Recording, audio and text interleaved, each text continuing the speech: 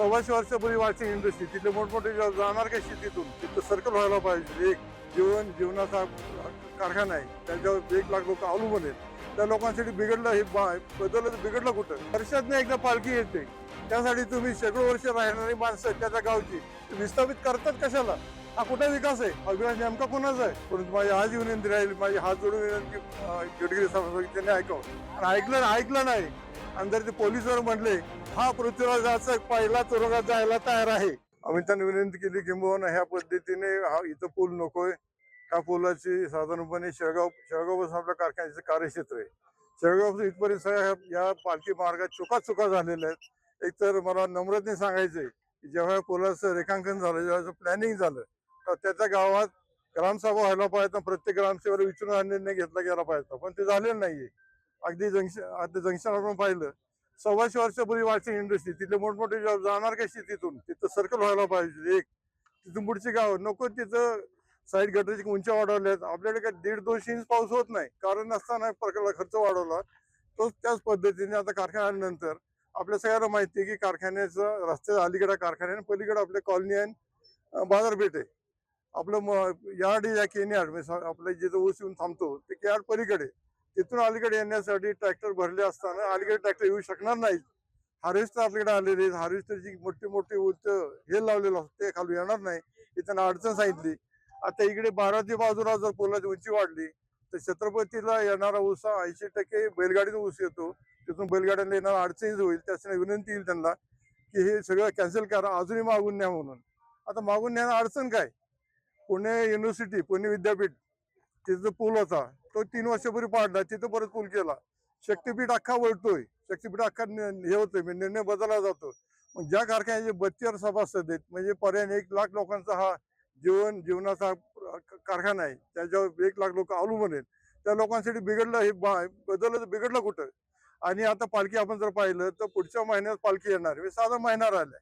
महिन्यात तिथं काहीच होणार नाहीये.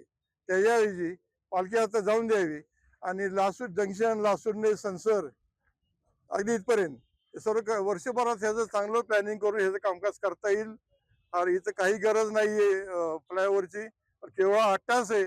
आणि 8 तास आमची विनंती, गडकरी साहेबांना विनंती, मोदी साहेब विनंती, सन्मानित राज्याचे मुख्यमंत्री सन्माननीय देवेंद्र फडणवीस साहेब विनंती, सन्माननीय पारदारा विनंती, सन्माननीय सुनेताबाईंनी पवार साहेबांना विनंती. परंतु माझी आज विनंती राहील, माझी हात जोडून विनंती गडकरी साहेबांना त्यांनी ऐकावं. आणि ऐकलं नाही आणि जर ते पोलिसवर म्हणले हा पृथ्वीराजाचा पहिला तुरुंगात जायला तयार आहे, मी माझा स्वतः दहन करेन, पण इथं पूल होऊन येणार नाही एवढी माझी कठोर निर्णय घेतलेला आज मी छत्रपतींच्या समोर सांगतो. मी छत्रपती शिवाजी महाराज आणि शाहू फुले आंबेडकर, पुण्यश्री अहिल्याबाई होळकर, अण्णाभाऊ साठे या सगळ्यांनी पुढे सांगतो की आम्हाला धाक झपाटे दाखवून तिथे पूल करायचा प्रयत्न केला तर आम्ही ह्याचा निश्चितपणे विरोध करू. आमची गडकरींना हात जोडून विनंती आहे, आम्ही नम्रतेने सांगतोय, शेवटी करायचे जनते हितासाठी करायचंय. शक्तीपीठ बदलला तुम्ही आणि करत असेल सर्वसामान्यांना तुम्ही त्रास का देताय? प्रत्येक गावामध्ये, प्रत्येक गावाचा संसद खुर्द, संसद बुद्रुक झाली, प्रत्येक गावात भिंत झाली. वर्षातनं एकदा पालखी येते, त्यासाठी तुम्ही शेकडो वर्ष राहणारी माणसं त्याच्या गावची विस्थापित करतात कशाला? हा कुठे विकास आहे? हा विकास नेमका कोणाचा आहे? हा विकास चाललाय कशाचा? आणि विकास मध्ये कुठे मोठ्या लोकांची जमीन गेलेली दिसत नाहीत, सर्वसामान्यांचा भरला जातोय. आता कारखान्या पुढचं आपण पाहिलं, 70 वर्ष कारखान्यात झाली. महाराष्ट्रामध्ये 2च कारखाने रस्त्यावर आहेत, एक राहुरीचा आणि एक छत्रपती.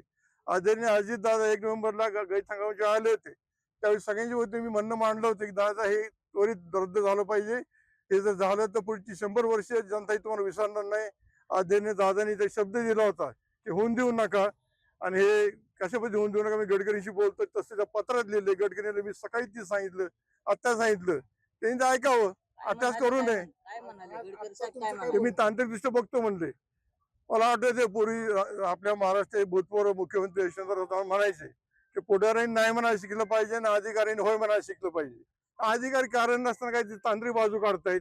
हे अधिकाऱ्यांनी काही ठिकाणी तर जिथे गरज आहे तिथं पूल केले नाहीत, तिथं मात्र चौबे रस्ते केलेत आणि नको ते पूल घातलेत. हे नेमकं कोणाला हित चाललेलं आहे? त्या बाबतीत जर आमची आजही विनंती, माझी हात जोडून विनंती गडकरी साहेबांना, केंद्र राज्य शासनाला, हे नाही झालं त्या कारखान्याचं जरी भिंत जरी बाबांनो, माझं वय 70 आहे, पुढची पिढी आहे, ह्या पिढीचं पुढचे 100 वर्ष न बुऱ्या नुकसान हे पूल झालं तर. हे मागच्या बाजूनी मी तिथल्या बरेचशे शेतकऱ्यांशी बोललोय, सगळ्यांची तयारी आहे. तिथं आमच्याच बाकीतले दोन जात सगळे त्यांनीही तयारी दाखवलेली आहे. त्यांच्या वस्तीवर रस्ता जाऊन द्यायची. अजून काय पाहिजे? किंवा पलीकडे घ्यावी ना. आणि जे माझं म्हणणं आहे, समजा इथं हे झाले ना, इथलं जे स्ट्रक्चर झाले हे जर शासनाचं नुकसान होत असेल, हा जो खर्च झालेला आहे तो खर्च छत्रपतीचा स्वाभिमानी सभासद दर टनाला पैसे देऊन भरून द्यायला तयार आहे. असं तुम्हाला सर्वांच्या वतीने मी या ठिकाणी शब्द देतो. हे रद्द झालंच पाहिजे असं माझं मत आहे.